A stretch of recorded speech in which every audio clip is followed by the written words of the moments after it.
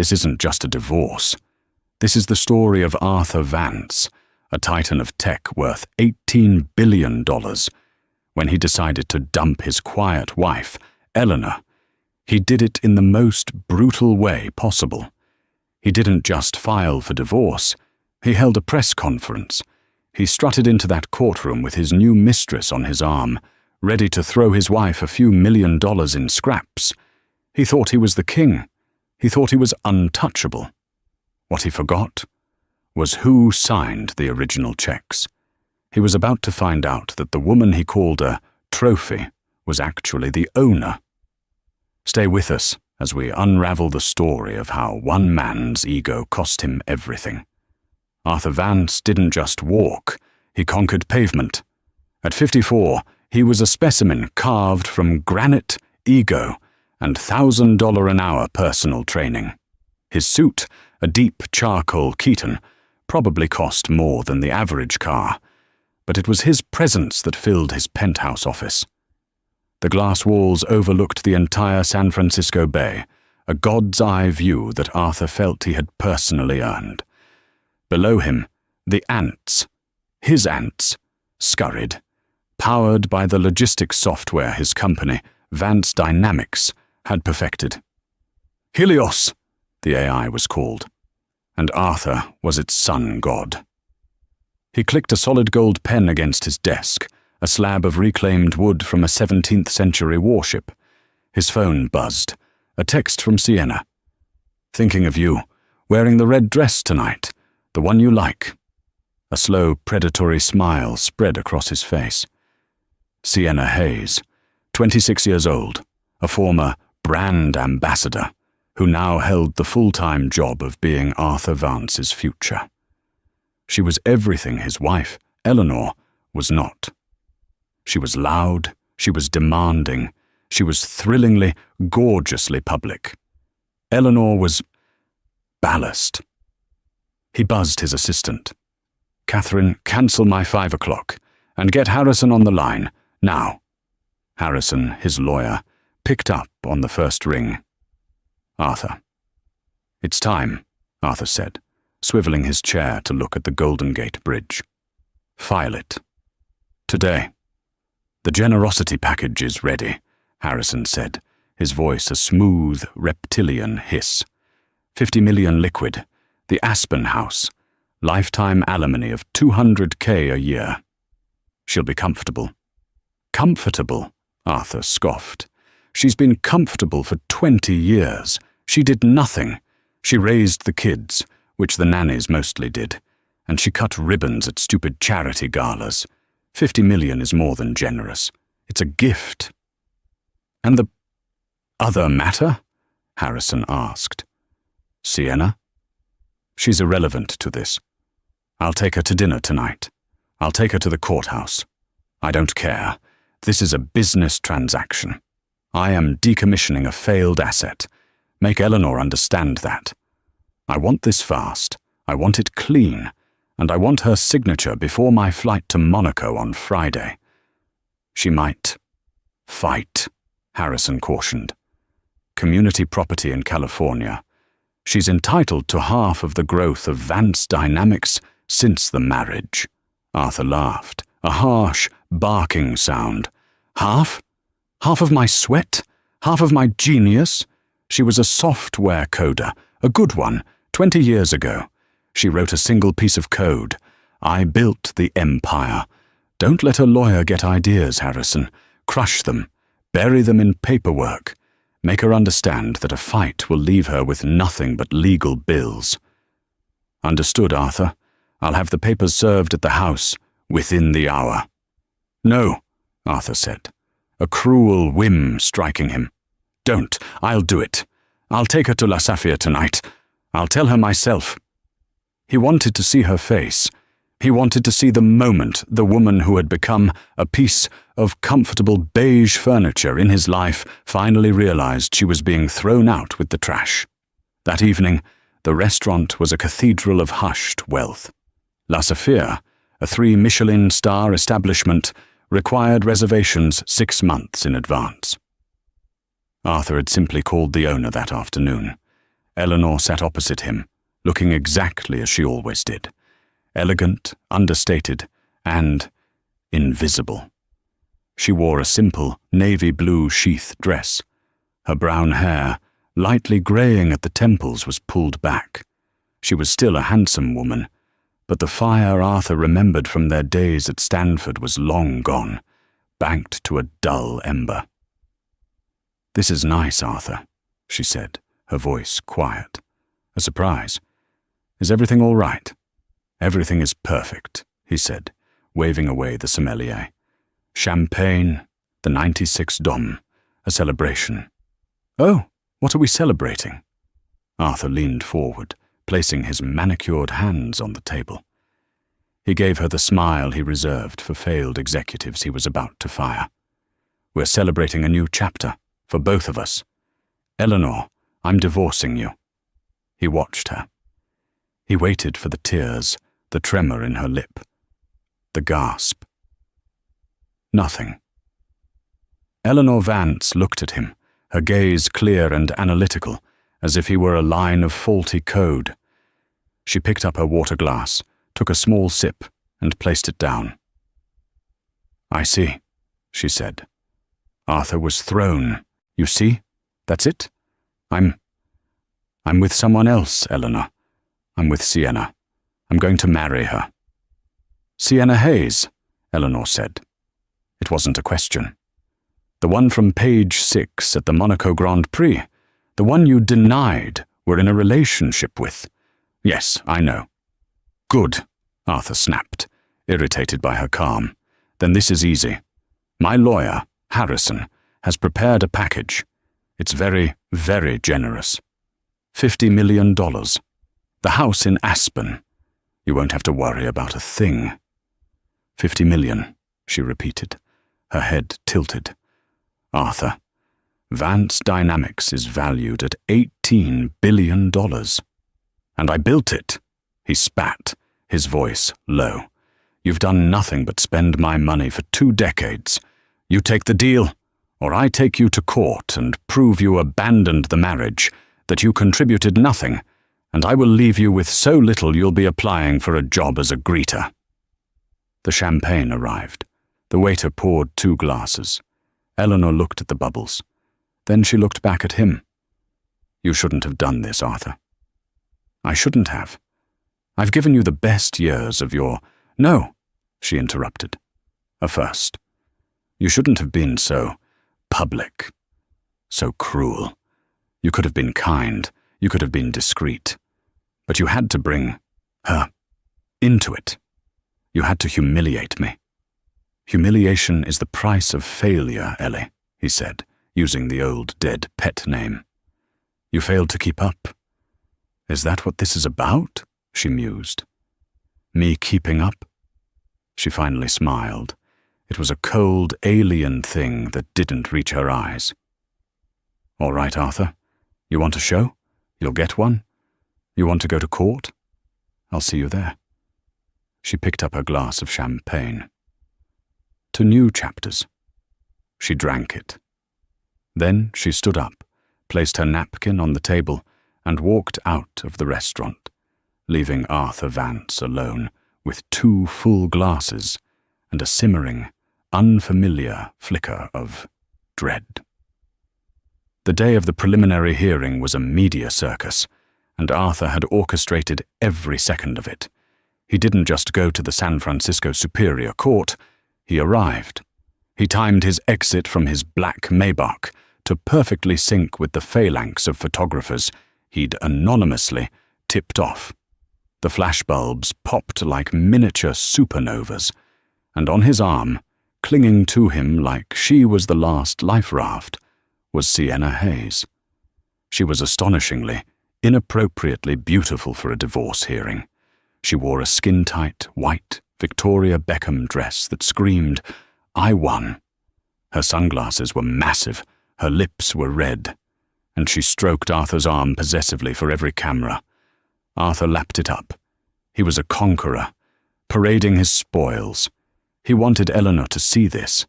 He wanted the world to see that he was upgrading. He was shedding his old, tired skin, for a new, glittering one. "Mr. Vance! Mr. Vance! Is this your new partner?" "Arthur, how much is this divorce going to cost you?" "Sienna, are you the reason for the split?" Arthur just held up a hand, a beneficent king silencing his subjects. "This is a private, painful day," he said, his voice laced with faux sadness. "I only wish Eleanor the best. I am here to be fair, to be generous." His legal team, led by the impeccably dressed Harrison, parted the sea of reporters. They were a team of 5 sharks, all carrying identical leather briefcases. They looked expensive and lethal. They entered the stuffy, wood-paneled courtroom, Department 504, and took the right side. Arthur sat at the counsel table, a move of pure power. He was his legal team. Sienna blew him a kiss and sat in the front row of the gallery, crossing her long legs. The courtroom buzzed. Reporters scribbled. This was the show. And then, at 8:59 a.m., Eleanor Vance entered. She came through the side door, not the main entrance. She was alone. No entourage, no lawyers flanking her. She wore a simple, sleeveless black dress by Acris. Her hair was in its usual simple bun. She carried a small, black leather portfolio. She looked like a librarian who had wandered into a prize fight. Arthur smirked and leaned over to whisper something to Harrison, who chuckled. Sienna openly snickered from the gallery. "All rise," the bailiff called. Judge Maria Reyes entered. She was a small, stern woman in her 60s, with a reputation for suffering neither fools nor billionaires. She sat, put on her glasses, and stared at the docket. "Case 904B, Vance via Vance," she said, her voice cutting through the room. "This is a preliminary hearing on spousal support and asset division. Mr. Harrison, I see your team. Ms. She looked at the empty seat next to Eleanor. Eleanor stood. "I am representing myself, Your Honor." The courtroom gasped. Arthur burst out laughing. He couldn't help it. He actually, physically laughed, a loud, barking haw. Judge Reyes's eyes snapped to him. "Mr. Vance, is something amusing you?" "My apologies, Your Honor," Arthur said, wiping a tear from his eye. "I'm just surprised. I didn't realize my wife had passed the bar." "She has not," a new voice said. A woman entered from the same side door Eleanor had. She was in her 40s, with a sharp, angular face and hair cut in a severe black bob. She wore a practical, grey suit and carried a single, overstuffed briefcase. She looked, if possible, even less impressive than Eleanor. "Anne Harding, Your Honor," the woman said, setting her briefcase down, "of Harding and Associates. I am representing Ms. Vance. Apologies for my lateness. We were filing the amended petition." Harrison leaned over to Arthur. "Harding? Never heard of her. She's a probate lawyer, estate planning. My God, she's out of her depth." Arthur's good mood returned. This was even better. A small-time probate lawyer. He'd be in Monaco by tomorrow. "Very well, Ms. Harding," Judge Reyes said. "Mr. Harrison, you may begin." Harrison stood. He was a performer, and this was his stage. "Your Honor, members of the gallery," he began. "My client, Mr. Arthur Vance, is a man of vision, a man who single-handedly built an $18 billion empire from scratch. He is also a man of great generosity." He gestured to Eleanor, a move that was almost pitying. "My client has known Miss Vance for 25 years. He has provided her with a lifestyle beyond the dreams of mortal men. Now that this partnership has, sadly, run its course, he wishes to see her comfortably settled. He has, therefore, prepared a severance package that is, frankly, staggering in its scope." He picked up a document. "We are offering a one-time, lump sum payment of $50 million, tax-free." A collective inhalation from the gallery. $50 million. Sienna in the front row looked at her nails, bored.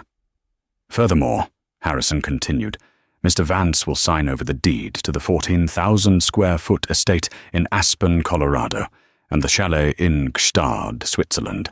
He will also provide a lifetime spousal support payment of $200,000 per year, adjusted for inflation. Arthur leaned back, steepled his fingers, and looked at Eleanor. His expression was clear. Take the money and run. You will never, ever get a better deal. He will, of course, retain his home in San Francisco, his jet, his yacht, and, naturally, his company, Vance Dynamics, which is, and always has been, his sole and separate property, built by his sole and separate efforts. Harrison sat down. The message was clear. This wasn't an offer. It was a command. Judge Reyes looked over her glasses at Eleanor and her lawyer. Ms. Harding, your response. Anne Harding stood. She was so still, so quiet, she seemed to suck the sound out of the room. She opened her simple portfolio. Your Honor, she said, her voice flat and clear. We thank Mr. Harrison for his theatrical presentation. Harrison's smile twitched. My client, Ms. Vance, must respectfully reject the offer in its entirety. This time the gasp was louder. Arthur's face hardened. He leaned forward. Reject? Harrison stood up. Your Honor, if I may, Ms. Vance is being poorly advised. $50 million is an incredible sum. If she attempts to litigate for 50% of the marital assets, we will countersue. We will prove gross negligence of marital duty, and we will bury her in discovery.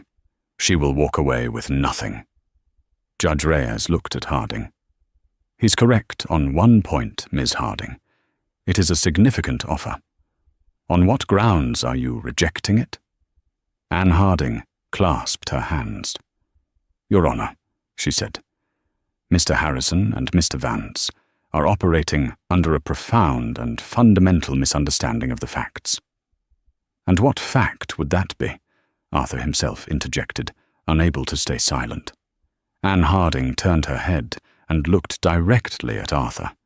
It was the first time any emotion had crossed her face, a flicker of icy contempt. The fact, Mr. Vance, she said, that you seem to believe you own Vance Dynamics. Arthur's laugh died in his throat. What? I am Vance Dynamics. I founded it. No, Anne Harding said, turning back to the judge. You didn't.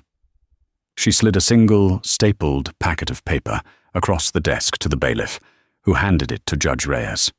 Your Honor, we are rejecting Mr. Vance's offer to give my client a portion of the company, because my client is not interested in 50% of Vance Dynamics. Arthur smirked. That's right. She's getting nothing. Harding waited for him to finish.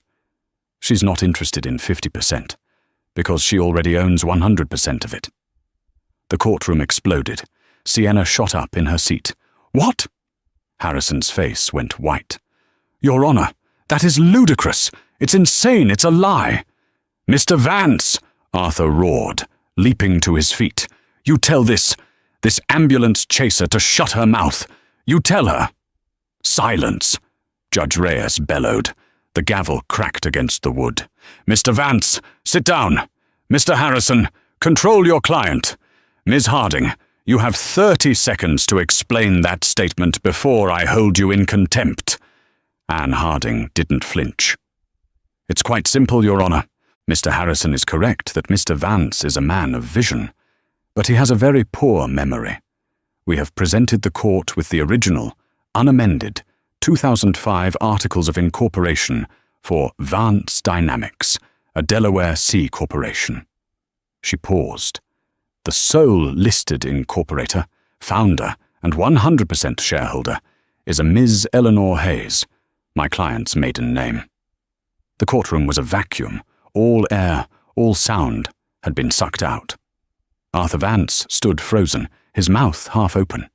He looked at Eleanor. She was watching him, her face unreadable.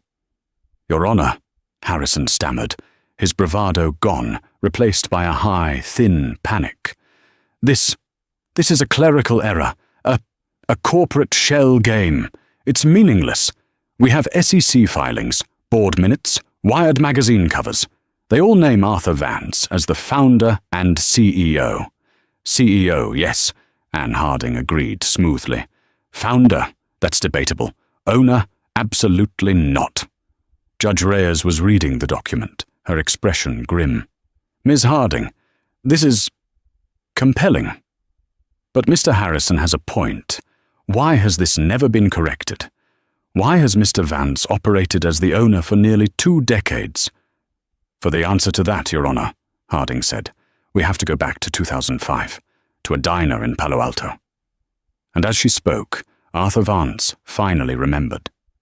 The dread that had flickered in La Saphire returned, now a tidal wave of ice. Flashback, 2005. The Moonlight Diner, Palo Alto. 2:10 a.m. The air smelled of stale coffee and burned hash browns. Arthur, then 34, hadn't slept in 3 days. He was failing.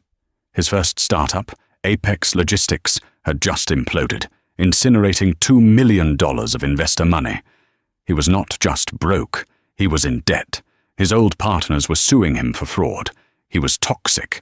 Across from him sat Eleanor Hayes, then 32. She was a senior coder at a small, boring database company, but she was, in Arthur's words, scary brilliant. "They're going to attach everything, Ellie," he said, rubbing his eyes. "My car, my bank account. They'll put a lien on anything I ever try to build." "So, we build it where they can't find it," she said simply.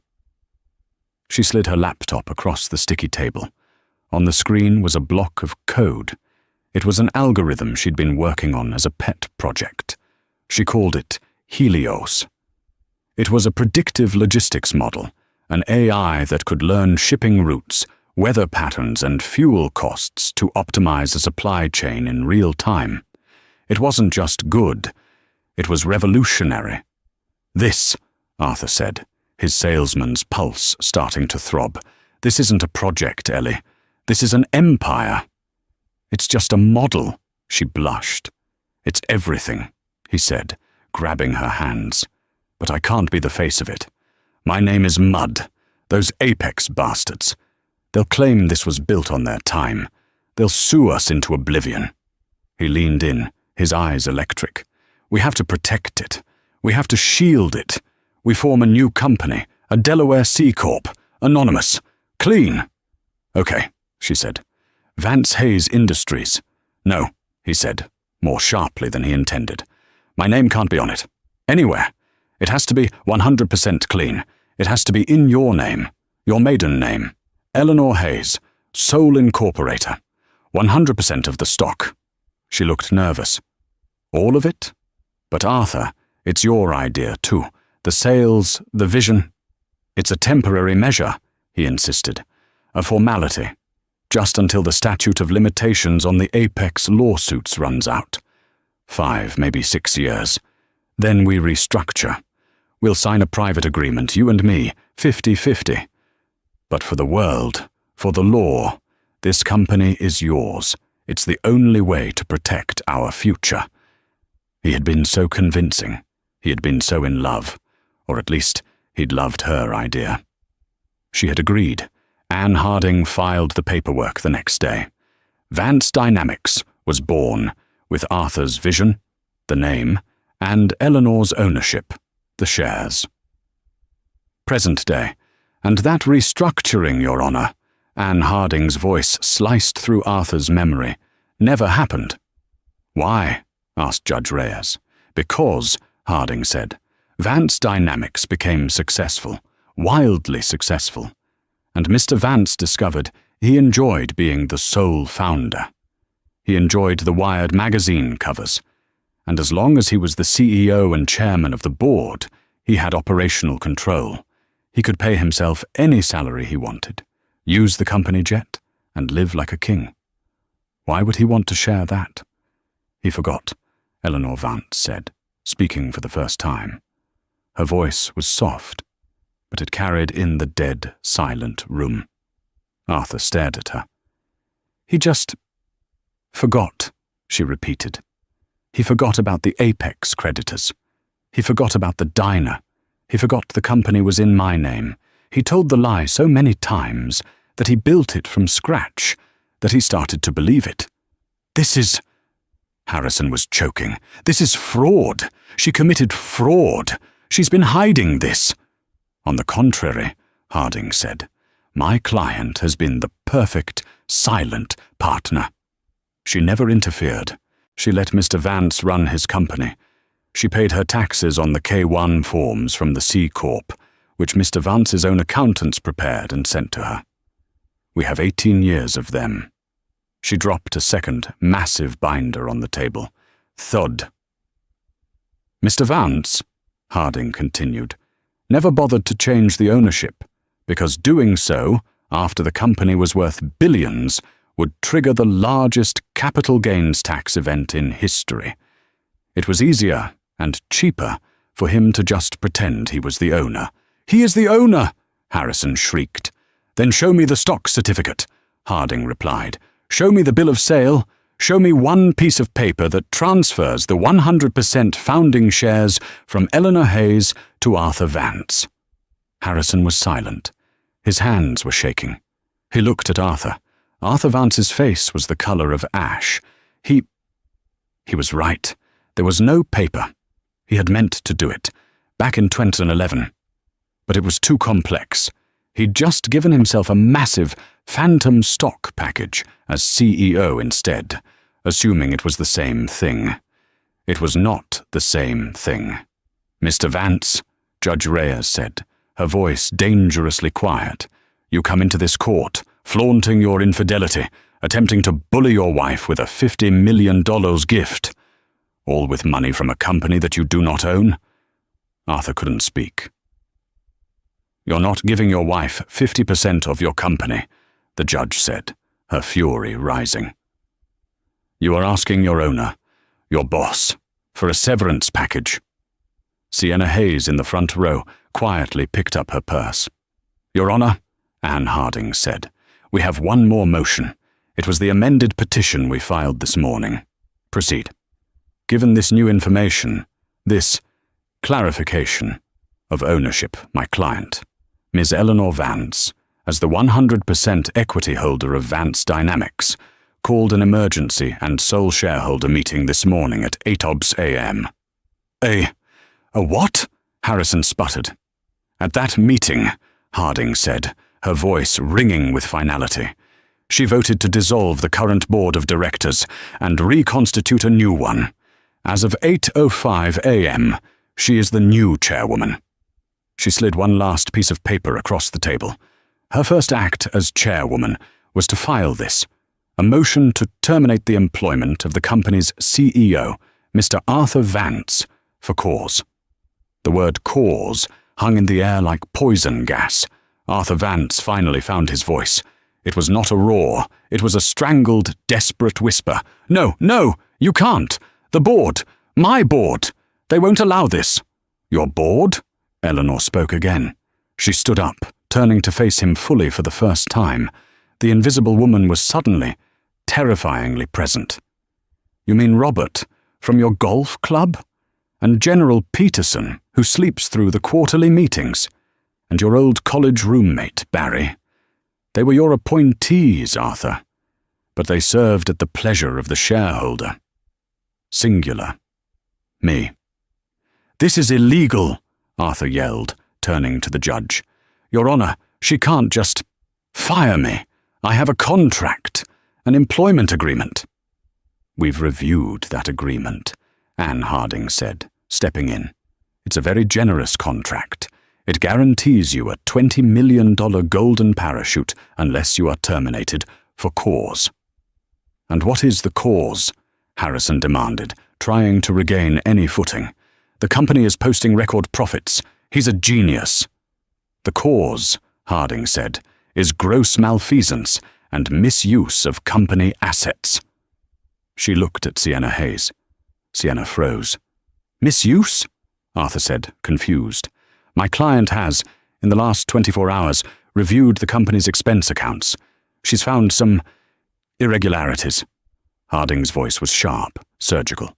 For example, a $450,000 consulting fee paid to a Ms. S. Hayes last month for brand strategy. Sienna's face went from pale to ghostly.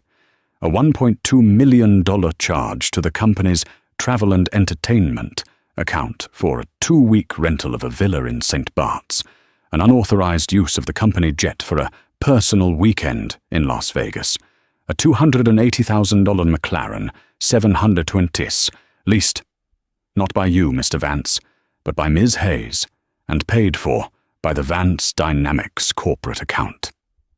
Harding turned to the gallery. In short, Mr. Vance has been funding his affair with company money, money that belongs to my client. Arthur looked at Sienna. His expression was one of dawning, horrific betrayal. She wasn't just his mistress. She was a line item on a P&L sheet, a piece of evidence. Sienna Hayes stood up. The photographers outside, hearing the shouting, were now pressing against the glass doors of the courtroom, their cameras flashing like strobe lights. She didn't look at Arthur. She looked at Eleanor. And in that moment, the power dynamic of the entire building shifted. The billionaire was a broke employee. The mistress was an embezzler. And the quiet, boring wife was the empress. Sienna, without a word, turned and walked, ran, out of the courtroom, her heels clacking in a staccato of panic. Arthur Vance was alone. "Judge," he stammered, "Judge, please. This is my life, my company. I built it." Judge Reyes looked at him, and there was not one shred of pity in her eyes. "You built a brand, Mr. Vance. You built a public persona. It seems Ms. Vance, née Hayes, built the actual company. And you, sir, have been living in her house, driving her cars and flying her jet, all while planning to throw her out on the street." She looked at the paperwork. The termination for cause seems, to this court, to be spectacularly valid. Your golden parachute is void. Arthur's knees buckled. He gripped the table. My stock options, my executive package, worthless, Harding said. They were granted to you by a board you controlled, but which served at the pleasure of the true owner. They were never ratified by the shareholder. They are paper. Your employment is terminated, effective immediately. This hearing, Judge Reyes said, was for a divorce. But it seems the primary marital asset, the company, is not a marital asset at all. It is Miss Vance's sole and separate property, acquired before the marriage was even officially filed. "Wait," Harrison said, a last desperate gamble. "The marriage.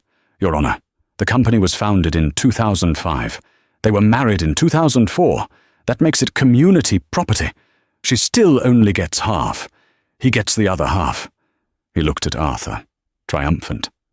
"A lifeline." Anne Harding smiled, a thin, cold, terrible smile. "I'm afraid Mr. Harrison's research is as poor as his client's memory. They weren't married in 2004. They met in 2004. She produced another document. "They were married on October 14th, 2005. She held up the original incorporation document. "Vance Dynamics was founded on October 11th, 2005. A pause. 3 days before the wedding. It was a kill shot. The company was, by 72 hours, premarital property. Untouchable. 100% hers." Arthur Vance made a small, choking sound. He had incorporated the company in her name to hide it from his creditors, and in his haste, he had done it just before the wedding, sealing his own fate. "So," Judge Reyes said, "let's reevaluate the marital assets, shall we? There is no $18 billion company. There is the San Francisco house, which is jointly owned. The Aspen house is in his name. The Gstad chalet is in her name, the cars, and Mr. Vance's personal bank accounts. Harding nodded.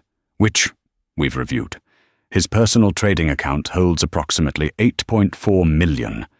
His checking holds $1.2 million, so roughly $9.6 million, the judge said, plus the houses. That is the marital pot. Given Mr. Vance's egregious behavior, his clear for-cause termination, and his attempt to commit fraud upon this court by misrepresenting his assets. She looked at Arthur. I am awarding Miss Vance 80% of the liquid assets. I am awarding her the San Francisco house. Mr. Vance may keep the Aspen house and his personal effects. This divorce is finalized. She struck the gavel. $18 billion to $8.4 million to 20% of $8.4 million. Arthur Vance did the math. He was left with roughly $1.6 million and a ski house. He wasn't a billionaire. He wasn't even a tech titan. He was an unemployed consultant with a high mortgage. He collapsed into his chair. Arthur didn't move for a full 5 minutes. The courtroom cleared out around him. Harrison and his team of sharks were gone, whispering furiously into their phones, already distancing themselves from the biggest legal implosion in California history. Eleanor and Anne Harding had left immediately. Finally, Arthur stood. He was a hollow man. He walked out of the courthouse, not as a conqueror, but as a ghost. The paparazzi were still there, but their questions had changed. Arthur, is it true you're fired?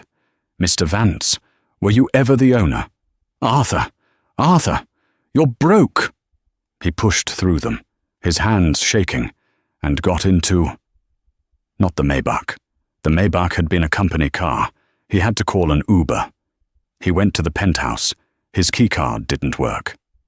Access denied. The new board, Eleanor's board, had already locked him out of the company-owned apartment. He was, quite literally, on the street. He checked into a St. Regis hotel using his personal credit card, the $1.6 million he had left in the world, suddenly feeling like pennies. He sat in the dark, the TV blaring his own humiliation on CNBC. Vance Dynamics ousts founder, Vance in shocking divorce. The $1 trillion typo. His phone rang. It was a number he didn't recognize. Arthur?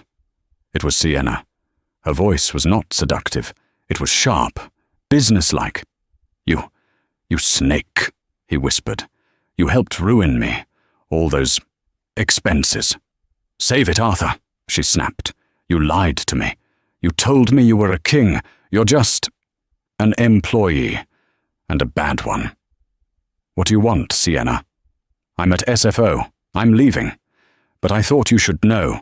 I'm not as stupid as you thought. I'm not as pretty and dumb as you told your friends I was. What are you talking about? The consulting fee? The car? The villa? You insisted, Arthur. You kept saying the company can afford it. My stupid wife is paying for it without even knowing. You bragged about it. A cold sweat broke out on Arthur's neck. And Arthur, she continued, her voice dropping, I record everything, especially when billionaires are bragging about committing fraud. I have, about 18 hours of audio of you, describing in detail how you hid the company from your creditors, how you played Eleanor for 2 decades, how you used company funds to keep me happy. It's quite the archive. Arthur's blood turned to ice. What are you going to do with that? I was going to release it, Sienna said. TMZ offered me $1 million. But then I got a better offer from a much smarter lawyer. Harding, Arthur breathed. She's very good, Sienna said approvingly. She pointed out that if I released the tapes, I might be implicated in the fraud. But if I gave them to her as evidence in a private settlement, I would be granted immunity and a small finder's fee for my trouble from the new company. How much? 5 million, Sienna said. And she's letting me keep the McLaren. It was a lovely conversation. Eleanor even thanked me. She said I was the catalyst she needed. You sold me out, he whispered. You tried to buy me with stolen money, Arthur. You didn't have any money. You were just a high-paid gigolo for your wife. I attached myself to the wrong person. Now, I'm correcting the error. Goodbye, Arthur, and good luck with your next lawsuit. What next lawsuit? Sienna hung up. A moment later, Arthur's phone buzzed again. An email. It was from a law firm he hadn't heard from in 20 years. Mr. Vance, this firm represents the original creditors from your 2005 Apex Logistics bankruptcy. We were fascinated to read the news of your court hearing today, and the revelation of the fraudulent conveyance of assets to Eleanor Hayes to avoid your legal debts. We will be filing a new suit seeking 100% of those original debts, plus 18 years of compound interest. We'll be in touch. He was not just broke, he was negative. Arthur Vance's freefall was not a single dramatic event. It was a series of small, pathetic, and increasingly final doors slamming shut in his face. He sat in the beige and gold anonymity of his 4,000-a-night suite at the St. Regis, a hotel he had chosen because its name sounded like power. Now it was just an overpriced prison. His personal credit card, the one with the $1.6 million into assets backing it, was weeping. For 3 days, he watched his own immolation on a loop. CNBC, Bloomberg, Fox Business. His face was plastered next to Eleanor's. Vance ousted. The billion-dollar typo. How the trophy wife became the tycoon. He tried to fight back. The first call was to Harrison. The number you have dialed is no longer in service. Harrison? The 10,000 an hour shark. He'd disconnected his number? He tried Harrison's private cell. Straight to a full, unfeeling voicemail box. He'd been dropped. He wasn't a client. He was a liability.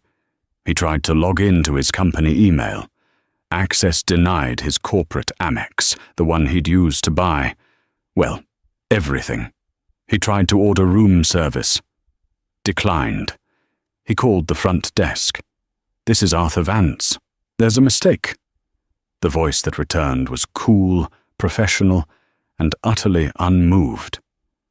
Yes, Mr. Vance. We've been notified by Vance Dynamics, Helios Global, that your corporate account has been frozen. We will need a new card on file for the incidentals and the room charges. He gave them his personal card. He could feel the $1.6 million, his entire new net worth, shrinking.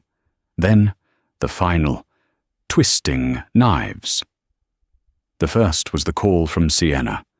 She didn't sound seductive. She didn't sound panicked.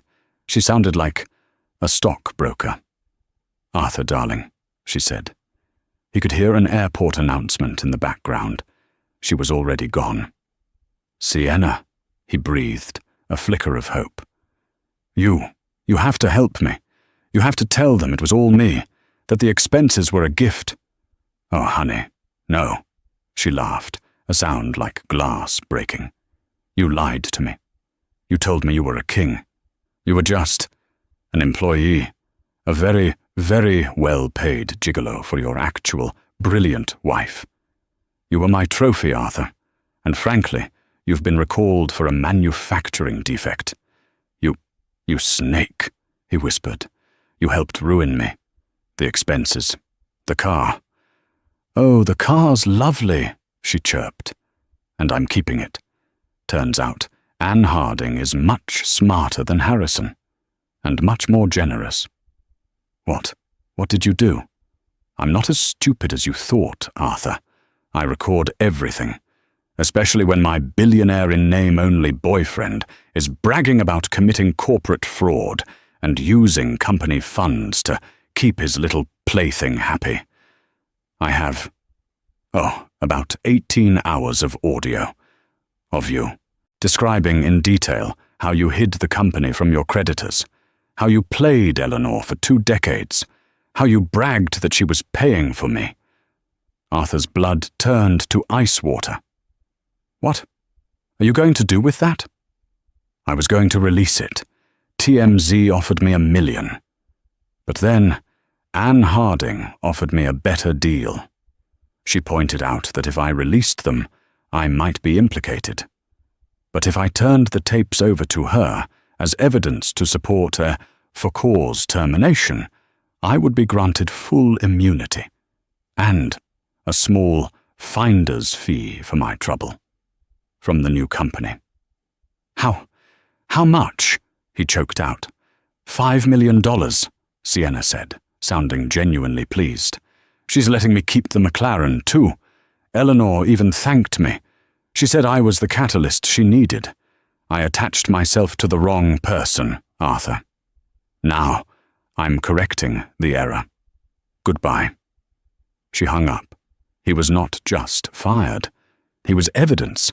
The second knife was an email. It landed in his new, pathetic Gmail account. It was from a law firm he hadn't thought about in 20 years. Kensington and Pyle.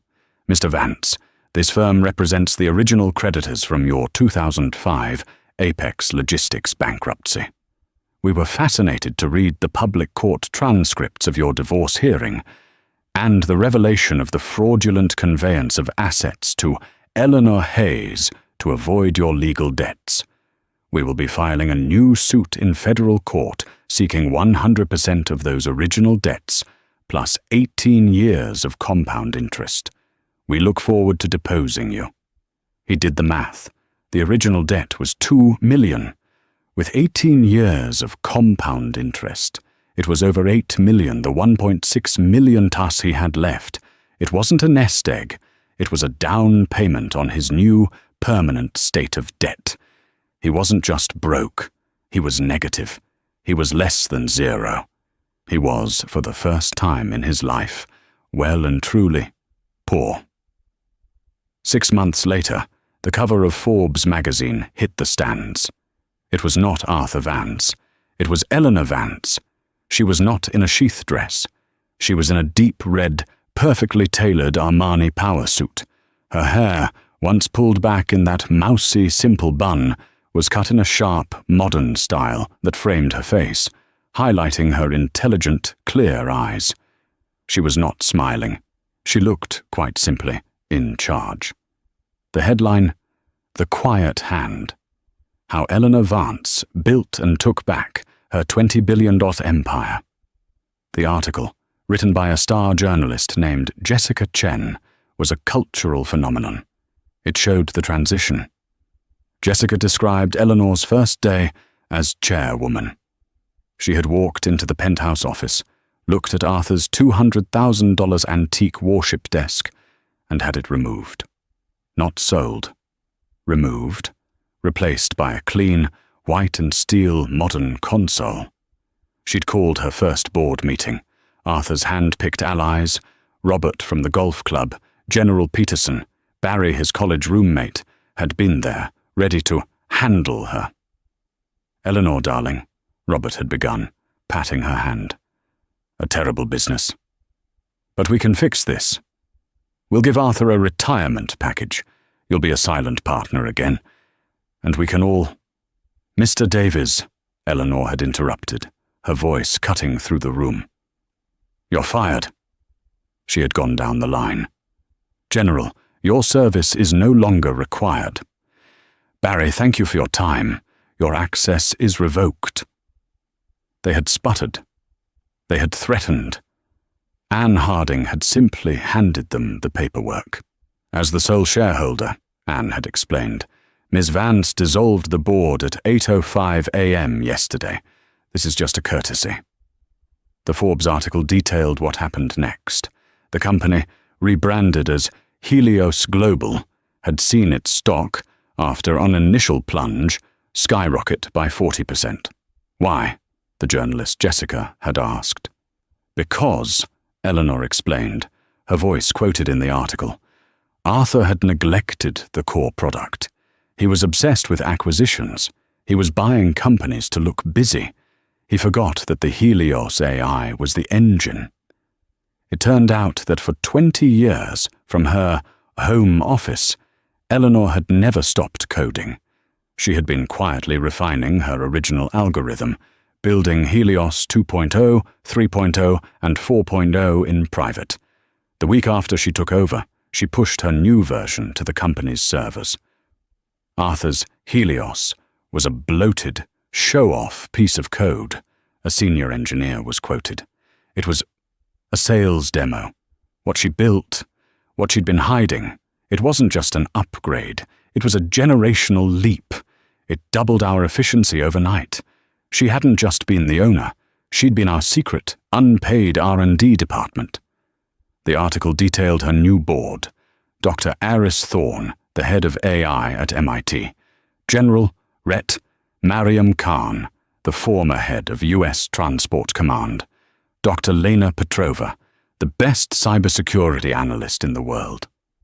Arthur liked to be the smartest person in the room, Eleanor's quote read. I prefer to be the one who's learning. And in a small, final sidebar, the article detailed the fate of Arthur Vance. He had, as predicted, been sued into oblivion by his apex creditors. To pay the $8 million settlement, he had been forced to sell the Aspen house and declare personal bankruptcy. He had been spotted, the article noted, at a tech conference in Austin, TechSpire 2026. It wasn't a lie. He was there. The article didn't capture the full humiliation.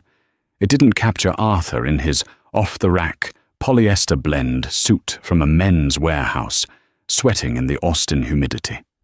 It didn't capture him holding a flimsy self-printed business card, Vance Consulting Group. It didn't capture the moment he spotted Benji, a low-level VC from Andreessen Horowitz, who used to beg him for 30 seconds. Benji! Benji! My man! Arthur had called out, his voice too loud, too desperate. Benji turned. His eyes widened, not with awe, but with pity. Oh. Hey. Arthur. I've got a new thing, Arthur pitched, his words tumbling out. It's blockchain AI. It's logistics. But on the chain, it's revolutionary. Apex 2.0. Apex? Benji winced. Dude, really? Not the best name. It's ironic, Arthur said, trying to laugh. Look, Arthur, Benji said, checking his watch. I gotta run.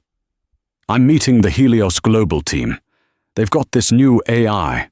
It's insane. They're the real deal. They're her. Benji walked away, joining a group of people who were laughing, heading toward the real party. Arthur was left alone. A janitor swept near his feet.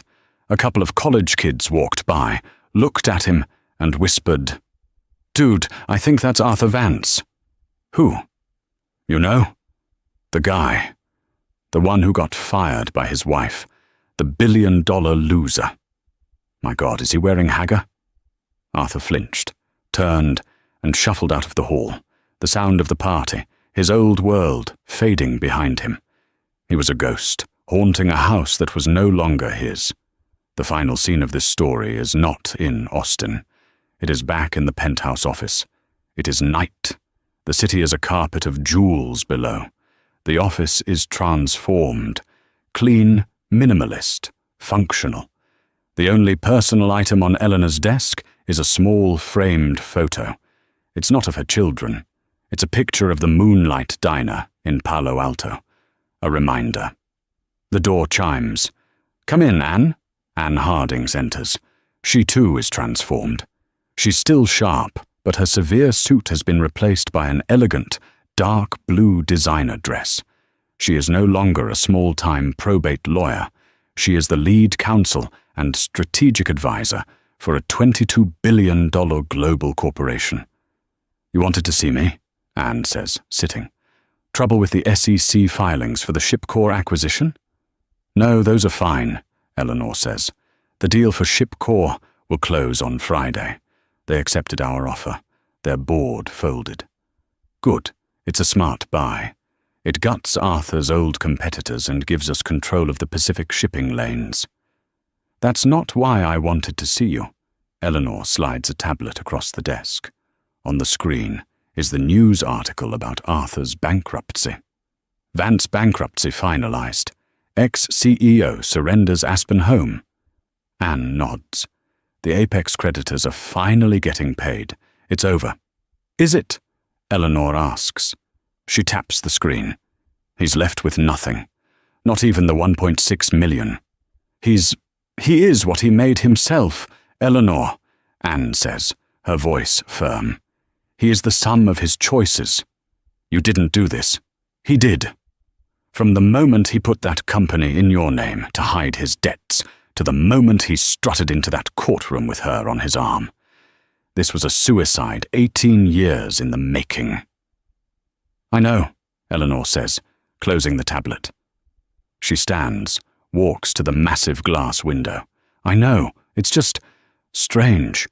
To build an empire to protect it from your enemies, only to have the man you loved become the biggest threat of all.